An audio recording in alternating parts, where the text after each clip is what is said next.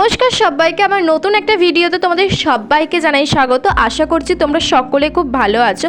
আজকে তিনজনে মিলে সাডেন প্ল্যান হলো উলুবেড়িয়ায় যাব, কারণ সত্যিদির কিছু কেনাকাটা ছিল। গিয়েছিলাম অ্যাকচুয়ালি রাজনন্দিনীতে, ও একটা জিনিস কিনবে বলেছিল, কিন্তু বিশ্বাস করো 3000 টাকা ও বিল করে ফেলেছে।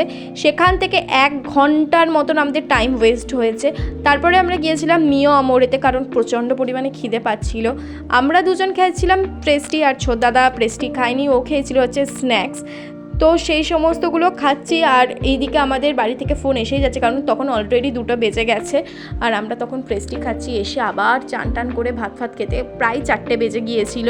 তো তারপরে আমরা খেলাম হচ্ছে একটা কোল্ড ড্রিঙ্কস, সেটা খেয়ে বাড়ির দিকে আসি। আর তখন ছোটদাদা বললো এখান থেকে একবার চাটা খাস। সত্যি বলছি, চাটা অসাধারণ।